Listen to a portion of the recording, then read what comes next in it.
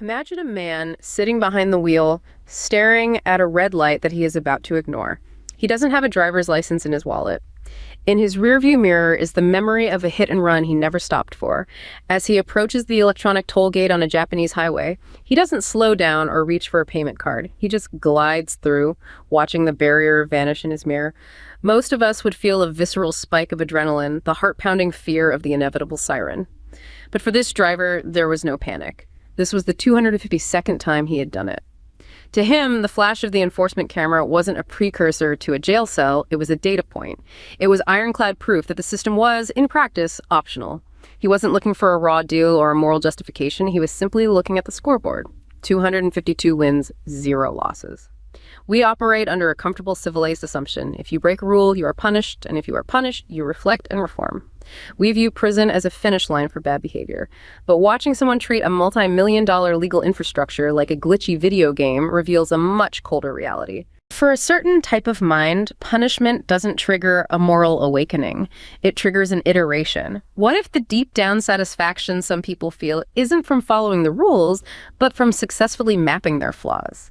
It forces us to confront a disturbing possibility that our justice system isn't actually a house of reform, but a classroom. When we send someone away to think about what they did, they might just be spent that time thinking about exactly what went wrong with the execution and how to make sure the 253rd time is the one where the cameras don't flash at all. Yeah, to really understand how a human being just, strips away all the normative weight of a law and basically reduces this massive multi-million-dollar infrastructure to an operational variable, we have to look at the exact environments where that mindset breeds. We have to get into the actual mechanics of risk optimization. So let's step directly into one of those environments. I want to put you, the listener, right into a cramped, fluorescent-lit office in Osaka. The air inside is heavy. It smells like stale tobacco, and the air is just constantly being pushed around by this low, vibrating hum of a cheap desk fan. Sounds incredibly bleak. It is. And sitting at a metal desk in the corner of this room is a man named Kenji.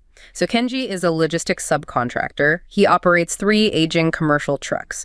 And his entire business exists on a profit margin that is so incredibly thin, it's basically like walking on a razor's edge. Yeah, the margins in logistics are notoriously brutal. Exactly.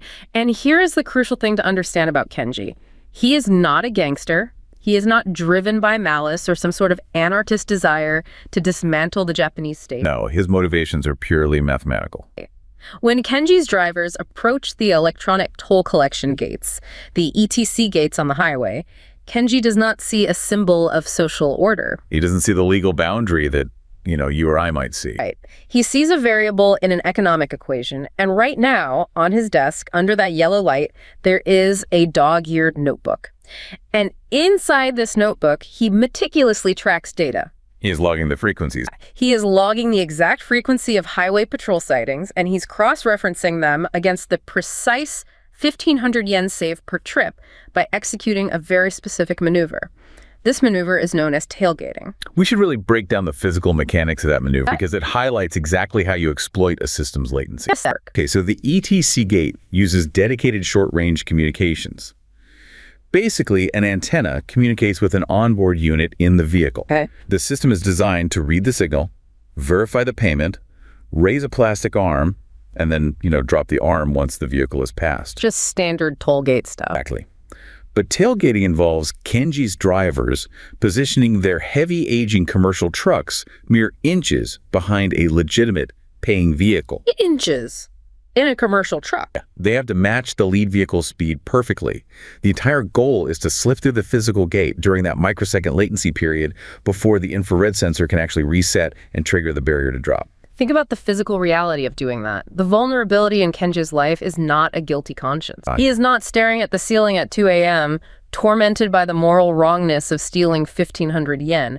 The tremor you might see in his hands comes from something entirely different. The physics of the situation.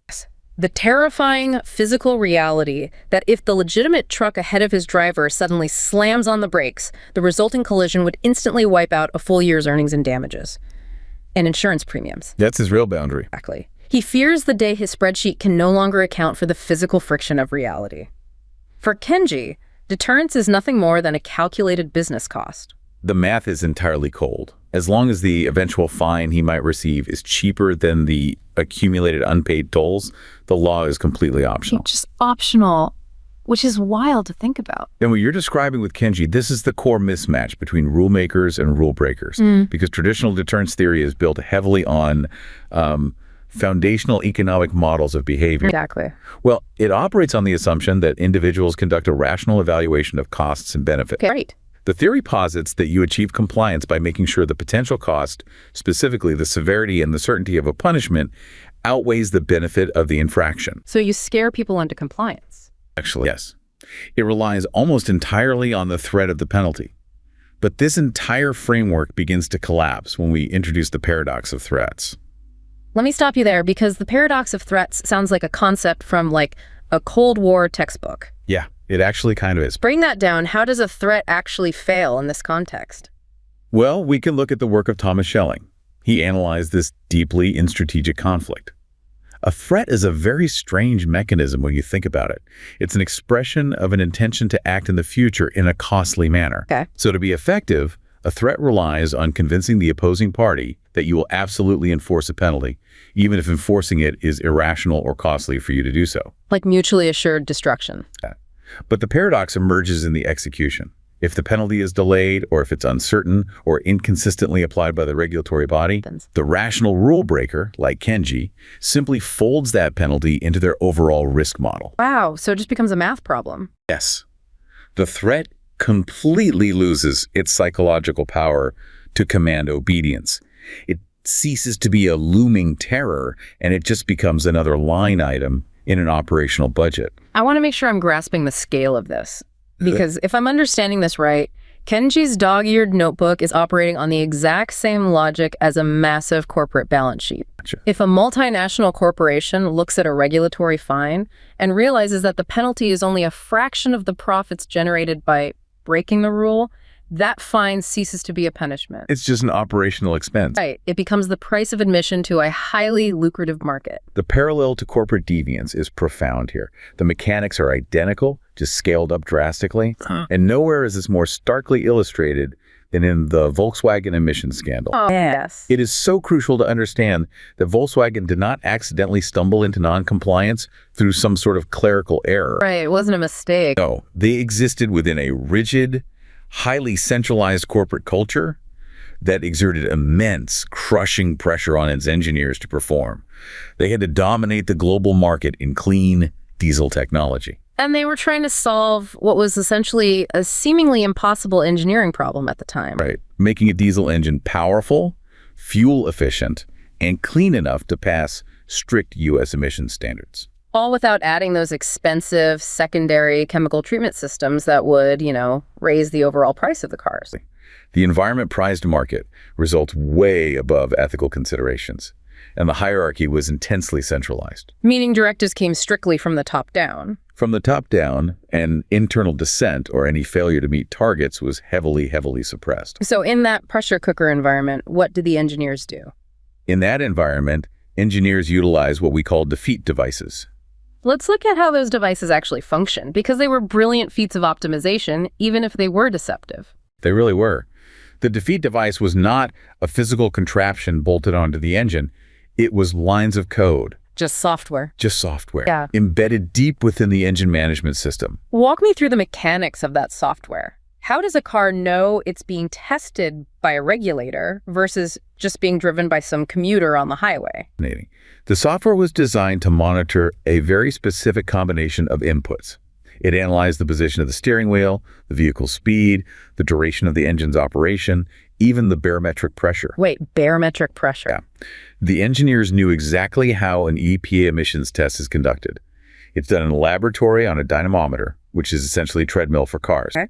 During this test, the car follows a highly specific, very predictable driving profile. The steering wheel does not move at all. Ah, because it's on a treadmill. Exactly. So the software was programmed to recognize this exact sequence of inputs. And when the car deduced it was on a dynamometer, it switched into a restrictive dyno mode. And that mode fully engages all the emissions control systems. Right. So it easily passes the test. And the moment the test is over, the moment the steering wheel turns, indicating it's back on the actual road, The software instantly deactivated the emissions control. Oh, just shut them off. Completely. And this drastically improved the vehicle's driving performance and fuel economy.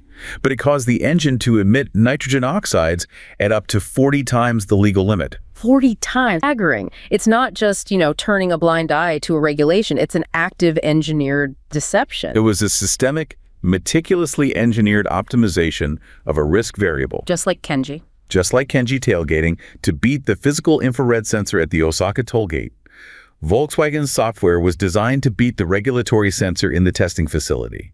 It represents a complete and total failure of what we call normative compliance. Normative compliance, that being the idea that people just follow the rules because it's the right thing to do. Yes. Normative compliance relies on the idea that individuals, and by extension the organizations they build, obey rules out of a moral obligation to society. A desire to maintain trust and a sense of social responsibility. It assumes the actor shares the core values of the regulator. But when the primary motivator becomes pure risk optimization, those normative constraints just vanish entirely. They disappear. And when those normative constraints vanish, the entire system breaks down. Which brings us to a really uncomfortable realization. Well, if deterrence is just an expense and normative compliance is basically an illusion for these people, what happens when we actually catch them? Yes. The systems we build to punish and reform might actually become environments that accelerate the learning curve of the rule breaker. Yeah. And to see this happening, we have to leave the corporate boardroom and walk into the quiet, sterile halls of a correctional facility in Chiba, Japan. This is a really critical transition in understanding the life cycle of deviance. Yeah. So put yourself in this facility. It is an environment built of cold concrete and rigid, unbreakable schedules. Very austere. Exactly. It was designed with the absolute, unquestioned conviction that isolation and routine will somehow fix a broken moral compass. Now, we are looking at a man named Sato. Sato was an older inmate, right? Yeah. He has spent decades inside. He's quietly watching the cycles of the penal system. And right now, it is the daily exercise hour. Okay. The sun is harsh. The yard is barren. Under the watchful eyes of the guards, Sato is observing a young newcomer.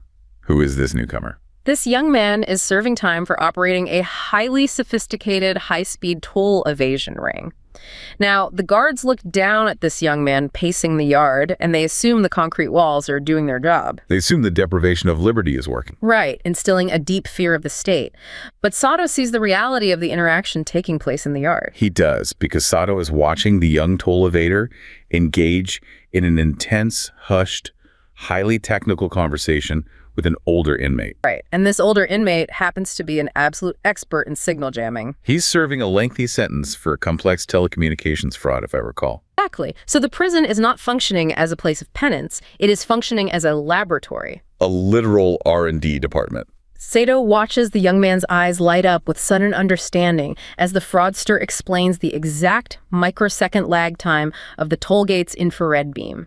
And how a specific radio frequency could disrupt the handshake protocol between the gate and the transponder. The punishment did not instill a fear of the law. It bred a cold, professional curiosity about the precise technical vulnerabilities of the state's infrastructure. This is the total breakdown of the rehabilitation assumption. Exactly. Think about the psychology here. The shame this young man feels as he sits alone in his cell at night, it is not for the crime he committed against society. No, he doesn't feel bad for stealing. He feels a deep, burning embarrassment for the clumsiness of his execution. He feels shame that his methodology was flawed enough to get him caught. Exactly. The state is unwittingly funding an advanced degree in evasion. What we are observing in that prison yard is the catastrophic failure of responsive regulation when it encounters a purely rational risk optimizer. Let's unpack that term, responsive regulation, because that gets thrown around a lot in policy circles. How does it actually work in practice? Responsive regulation is a dynamic method of enforcement. It basically assumes a regulator should adjust their response based on the conduct of the regulated entity. It operates on an enforcement pyramid. At the very bottom of the pyramid, the base level of interaction, the regulator starts with soft guidance. Soft guidance meaning? Dialogue, gentle warnings, educational outreach, and requests for voluntary compliance. This entire methodology is based on the assumption that most actors inherently want to comply and are guided by shared social norms. They just, might need a little help or a gentle reminder. So if I run a factory and I accidentally dump chemicals The EPA doesn't immediately shut me down. They send a letter saying, hey, your outflow's a bit high. Let's work on fixing this. It reserves heavy penalties as an absolute last resort. If the soft compliance fails, the regulator moves up the pyramid, escalating to harder, more punitive measures. Fines, license revocations, things like that. And eventually criminal prosecution. But the fatal flaw in this entire system is the assumption of underlying goodwill. Wait, so you're saying that by starting with gentle warnings, the regulator is actually helping the criminals? When dealing with a specific type of mind, absolutely. So? When responsive regulation meets a mind that views the world purely as a spreadsheet of risks, the escalation of penalties does not serve as a deterrent. Every interaction with a regulatory body, every warning letter, every soft dialogue, and even every eventual punishment, it simply provides high-fidelity feedback on what went wrong with the execution. Wow, so they're basically QA testing their crimes against the regulator. Exactly. The rule breaker does not reform. The rule breaker iterates. The penalty is analyzed not as a moral condemnation of their character, but as a diagnostic report detailing exactly how to adjust their methodology for the next attempt. That shifts the entire paradigm. And this iterative approach to rule breaking is absolutely not confined to individuals in a prison yard figuring out signal jamming. No, it scales up massive systems. Right. Corporate entities treat the breaking of laws as an iterative strategy rather than a hard moral boundary. And I think the clearest way to see this is by looking at the divergent fates of two companies that disrupted their industries, Napster and Uber. Comparing those two provides an absolute masterclass in how systems of authority interact with deviance, based entirely on the strategy of the deviant. Let's look at Napster first. Napster introduced peer-to-peer file sharing, and basically overnight, they completely destabilized the global music industry. They took copyright law and shattered it. But Napster faced uncompromising, formal, and rigid opposition from regulatory and legal systems. Because the social control mechanism deployed against Napster was entirely formal and adversarial. The music industry used the courts as a blunt instrument. Right. Napster was dragged into courtrooms. They tried to fight the legal battles on the industry's terms within the formal structure of the law. And because they engaged in this formal adversarial battle, Napster could not legally adapt its model fast enough to survive the injunctions. It was effectively crushed by the weight of absolute, unyielding enforcement. It just got crushed. Now, contrast that with Uber. Uber approached the heavily regulated taxi industry with a completely different mindset. They treated initial illegality not as a mistake to be defended in court, but as the first step in an iterative business strategy. They utilized a strategy often referred to as blitzscaling, but applied directly to regulatory evasion. They aggressively flooded cities with drivers, willfully operating outside the established municipal laws governing taxi medallions and commercial transport. They didn't ask for permission. No. In New York City, for example, they offered massive $500 cash incentives to any driver willing to put the app on their phone and get on the road. Wow. The goal was to put as many drivers on the street as possible, as fast as possible, before the slow, bureaucratic machinery of municipal regulation could even convene a meeting to react. And how did they handle the inevitable regulatory pushback? Because there was pushback. Oh, massive pushback. But they just absorbed the friction. When drivers got ticketed for operating illegal taxis, Uber just paid the fines. They essentially categorized municipal fines as a customer acquisition cost. Just a line item. But here is the brilliant manipulative part. While they were absorbing these costs, they simultaneously deployed massive lobbying efforts and leveraged their own massive consumer base. How did that work? When a city threatened to ban Uber, Uber would send a push notification to millions of users saying, your city council is trying to take away your cheap rides. Click here to email your representative. They weaponized the public to change the very laws they were breaking. They did. And the contrast between Napster and Uber highlights a really profound dynamic here. Which is that social control mechanisms, the ways regulators and the public respond to nonconformity, they do not always stop deviance. Sometimes they do the opposite. Sometimes they are the very mechanisms that enshrine it. This relies heavily on the concepts of cooperativeness and formality. Explain how cooperativeness plays into this, because Uber felt very combative from the outside. It was combative to the taxi industry, definitely, but strategically cooperative with the regulators when forced to the table. Uber engaged in informal negotiations. By the time regulators tried to truly enforce the law, Uber was already an integral part of the city's transportation infrastructure. They were too big to ban. Exactly. They leverage their massive consumer base to force regulators into cooperative dialogues rather than purely adversarial courtroom battles like Napster fought. Right. When a rule breaker possesses enough market influence and negotiates cooperatively, offering compromises, sharing data, proposing new tax structures, the mechanisms of social control adapt to accommodate them. So the deviance is no longer punished. It is legitimized. The rule is basically rewritten to fit the rule breaker, and the initial illegal act becomes the new market standard. Exactly. And this proves a vital point.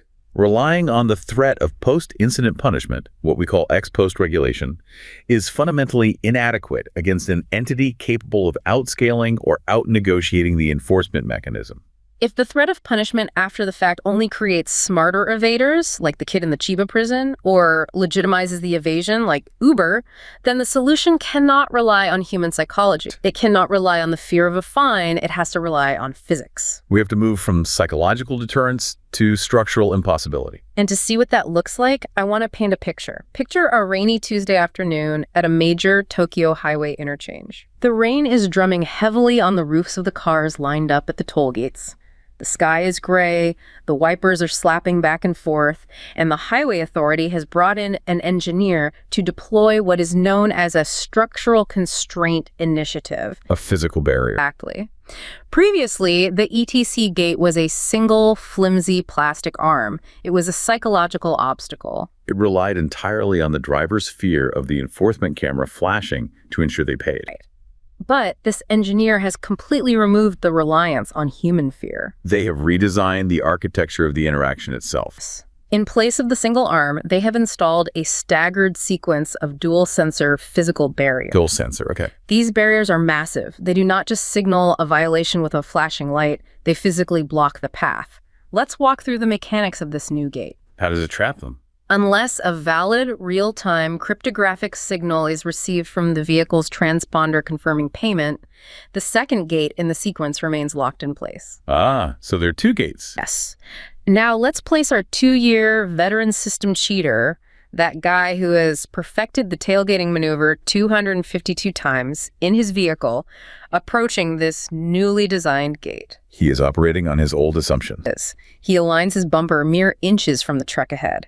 He accelerates, matching the speed perfectly, attempting his usual perfected tailgate maneuver. He expects the flash of a camera. He expects a siren, or at worst, a piece of paper in the mail demanding a fine that he will just calculate into his spreadsheet. Instead, he is met with mechanical silence. Oh.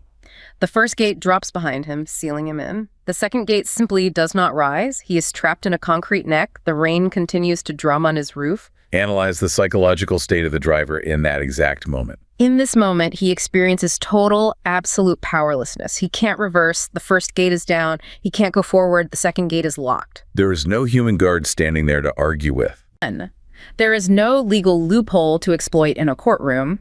There is no spreadsheet to optimize because the cost is no longer financial. It is physical reality. The board has been entirely redesigned, making the violation physically impossible. This transition from a single plastic arm to a dual-sensor physical trap, it represents a profound shift in the philosophy of rule-guided behavior. It does. And to understand why this structural constraint is so deeply effective, we really must discard what legal scholars call the autonomy assumption. The autonomy assumption, is that the idea that we always have a choice? The autonomy assumption is the flawed belief underpinning almost all modern legal frameworks. It is the idea that individuals are free to choose at any given moment whether or not to follow a rule. Right. And therefore, they must continuously be persuaded to make the right choice through the ongoing threat of consequence. It assumes a perpetual state of free will in the face of regulation. Yes. But the physical barrier operates on a completely different paradigm.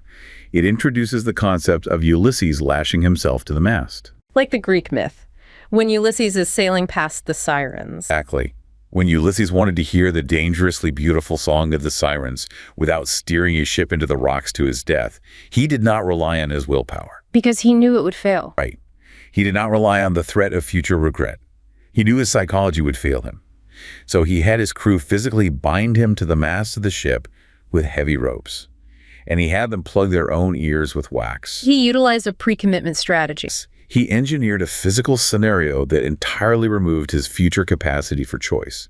A true rule, functioning at its highest level of efficacy, operates exactly like this. It's a structural constraint. It does not ask for your compliance. It dictates your reality. And I'm thinking about how this applies to the real world, and this is exactly what Johnson & Johnson did in the 1980s. This is the Tylenol crisis. It is the perfect historical parallel. Walk through the mechanics of their response. Okay, so in 1982, someone in Chicago was taking bottles of Tylenol off store shelves, lacing the capsules with lethal potassium cyanide, and putting them back. Fine. People died. It was a terrifying existential threat to the company and to public safety. Now think about how Johnson & Johnson responded. They didn't just rely on deterrence. No, they did not just rely on law enforcement to eventually catch the murderer. They did not launch a massive public relations campaign reminding people that murder is illegal and highly punished. They didn't rely on the autonomy assumption that bad people will choose to be good if threatened with prison. They recognized that the physical vulnerability of the product was the variable that needed to be optimized. So they engineered a structural constraint. They invented the triple-sealed, tamper-resistant package. Right. They put a glued box on the outside, a plastic shrink wrap around the neck of the bottle, and a foil seal over the mouth of the bottle. They altered the physical architecture of the product itself. They removed the vulnerability entirely, making the act of undetected tampering physically impossible without visibly destroying the packaging. They didn't try to change the psychology of a murderer. They changed the physical reality of the bottle. And what you were describing with the Tylenol bottle and the ETC gate is the evolution from Lex Informatica to Lex Reformatica. Okay, those are heavy academic terms. Let's translate those. What is Lex Informatica? In the early days of the internet, scholars like Joel Reidenberg identified Lex Informatica. It translates roughly to the law of information. Okay. It was the idea that technology itself, the network designs, the system configurations, and the underlying code acted as autonomous regulatory norms independent of localized sovereign law. In short, the code was the law. Exactly. If a website's code didn't allow you to right-click and save an image, that code was regulating your behavior more effectively than copyright law. But Lex Informatica sounds like it's just about the internet. Initially. However, we are now living in the aftermath of decades of underregulation, where those technological norms developed without sufficient legal restraint. Which led to massive inequalities, data breaches, all of that. Yes, systemic vulnerabilities. This necessitates the era of Lex Reformatica, a critical need for infrastructural reform. Which recognizes what? Lex Reformatica recognizes the central thesis of our entire discussion. If ex post punishment, penalizing someone after the crime is committed, simply creates a research and development lab for smarter evaders, then systems must pivot. They must rely on ex-ante design choices. Yes, ex-ante meaning before the event. Right. We must embed the constraint into the infrastructure before the action can even take place, entirely neutralizing the risk optimizer's ability to iterate. We have to build the rules into the architecture of the environment. I understand how that works for a plastic toll gate in Tokyo or a foil seal on a medicine bottle. Those are physical, localized things. But if I'm understanding this right, the challenge is scaling this. How do you take that concept and apply it to the invisible, infinitely complex web of global corporate supply chains? That is the defining challenge. How do you build a dual sensor gate for an entire multi-billion-dollar industry that spans dozens of countries, utilizes thousands of independent suppliers, and generates millions of data points every single hour? It's the frontier of Lex Reformatica. Corporations are currently attempting to implement these structural constraints on a global scale to comply with an onslaught of massive, incredibly complex regulatory frameworks. Let's define the alphabet soup here, because you hear these acronyms constantly in business news. What are these frameworks actually demanding? Let's look at a few major ones. You have the European Union's GDPR, the General Data Protection Regulation. This isn't just a rule saying don't steal data. What does it actually do? It requires corporations to architect their databases so that a user's data can be completely erased upon request. So it forces a structural change. Yes.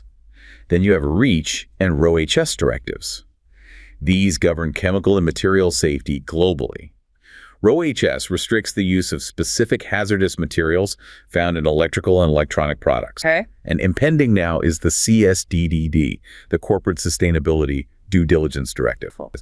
But this requires massive companies to audit their entire global supply chains for environmental degradation and human rights abuses like forced labor. So under CSCDD, a clothing brand in Paris is legally responsible if a subcontractor they've never met in Bangladesh dumps dye into a river. Exactly.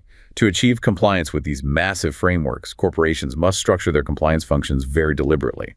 We see varied organizational approaches. Well, some rely on highly centralized structures.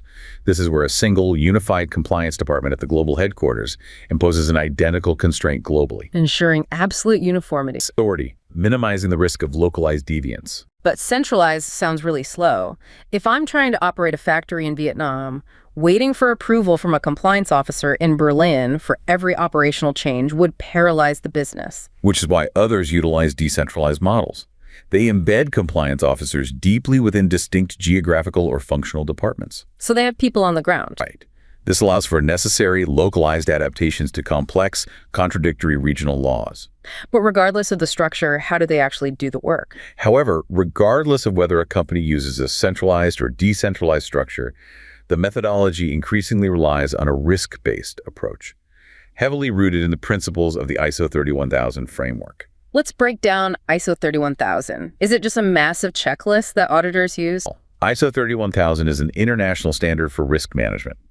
It is a set of principles and guidelines that helps organizations integrate risk management into their overall governance, strategy, and operations. It provides a framework for identifying, evaluating, and prioritizing risks. So how does a corporation actually use that framework in a supply chain with 10,000 suppliers? Because they can't manually audit every single screw, microchip, and raw material. It is exactly like the ETC gate, evaluating the signal from the car in real time. So the gate doesn't stop every car. It looks for anomalies. Under ISO 31000 principles, corporations categorize their suppliers by risk level. They build a matrix. Yes, based on industry type, geographic location, and historical data.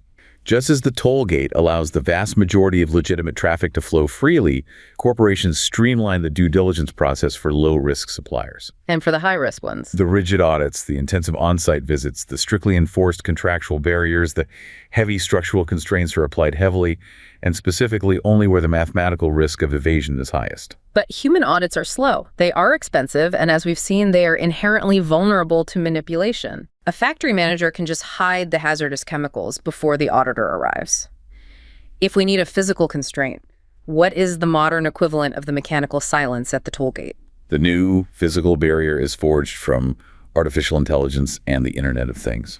Walk me through the mechanics of that. I'm that factory manager in Vietnam. I'm under pressure to meet a quota, and I decide I'm going to dump untreated chemical waste into the river to save time and money. How does the Internet of Things stop me? The Internet of Things refers to the network of physical objects embedded with sensors, software, and other technologies for the purpose of connecting and exchanging data. Okay, so sensors everywhere. In your factory, sensors are embedded directly into the outflow pipes, the smelting furnaces, the emission stacks. These sensors track water usage, chemical composition, and exact temperatures in real time. Oh. Furthermore, cloud-based tools like CatNax are being deployed. What is CatNax? CatNax is a collaborative, open data ecosystem for the automotive industry. It allows entire networks of global partners, from the raw material miner to the final assembly plant, to input and track the exact composition, carbon footprint, and origin of every single component in a secure, standardized way. So how does this stop the factory manager who's about to dump the chemicals? Because these technologies replace the antiquated system of post-violation punishment. If an IoT sensor on your production line detects a violation of an environmental parameter, say the pH level of the wastewater drops below the legal limit, it flags the anomaly instantly. The response is not a delayed fine sent by an agency months later. The sensor is integrated into the operational technology of the factory. The system automatically triggers an immediate physical operational halt. The valve's shut. The valve shut. The line stops. You literally cannot continue working until the variable is fixed. Exactly. Furthermore, artificial intelligence acts as the ultimate predictive constraint. How does AI factor in? AI systems ingest the vast data sets generated by these IoT sensors. They analyze communication patterns, transaction histories, and operational metrics to predict non-compliance before the physical act even occurs. You're saying the AI can spot the spreadsheet optimizer before they even execute the plan? Yes. It identifies the patterns of deviation. It notices if maintenance logs are being altered or if raw material inputs don't match production outputs. Incredible. This is the implementation of compliance by design. The rules are integrated so deeply into the fundamental business process management systems that they become inseparable from the work itself. So breaking the rule no longer requires simply ignoring a policy manual. No, it requires actively dismantling the entire operational infrastructure of the business. But implementing that level of infrastructure requires a massive psychological shift within the corporation itself. You can't just plug in an AI sensor network and expect a toxic, hyper-competitive corporate culture to suddenly heal. You absolutely cannot. You have to remove the underlying pressure. That brings us to the cultural architecture of compliance, best exemplified by Siemens. Right. Look at Siemens in the mid-2000s. They were engulfed in a massive, historic bribery scandal. They were caught paying over $1 billion in bribes globally to secure public works contracts. $1 billion. Now, following that scandal, they didn't just pay the fines, fire a few executives, and carry on. They recognized that their internal culture actively incentivized deviance. The pressure to win contracts was so absolute that bribery was seen as a necessary operational variable. So they had to entirely overhaul their corporate governance. They had to rebuild the architecture of their culture. They restructured their incentive programs so that a manager's performance metrics and bonuses were tied directly to verifiable ethical compliance, not just raw profit. That changes the math. They had to build secure, robust whistleblower mechanisms so that anomalies could be reported without fear of retaliation. They had to embed ethical constraints into the architecture of their daily operations to relieve that immense pressure to perform. Because it is that exact pressure that breeds the mindset of the rational optimizer in the first place. You have to remove the need to cheat before you build the wall to stop the cheating.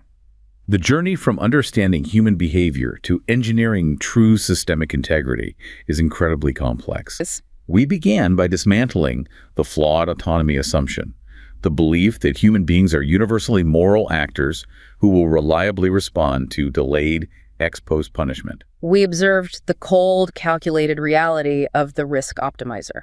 The individual or the corporation who views a penalty not as a moral boundary, but as a mathematical variable to be engineered around. We saw how traditional systems of responsive regulation, relying on the threat of a judge or the sting of a fine, inadvertently serve as an R&D lab, providing feedback that merely creates more sophisticated evaders. Which is why the necessity of structural constraints becomes absolute. And we've seen exactly what those constraints look like, whether it is a staggered concrete barrier physically trapping a vehicle on a rainy highway, a triple sealed package physically protecting medicine on a shelf, or an intricate web of artificial intelligence and digital sensors halting a factory line on the other side of the globe. The goal is exactly the same. We have moved from attempting to change human psychology to fundamentally altering physical and digital reality. The ultimate evolution of human governance, law, and corporate compliance will not be found in a wiser judge, a harsher prison, or a more complex regulatory fine. True systemic integrity arrives only when the environment itself is so perfectly architected, whether through concrete, code, or digital sensors, that the very concept of breaking the rule is eradicated from the human mind simply because the physical and structural reality of the world no longer allows it.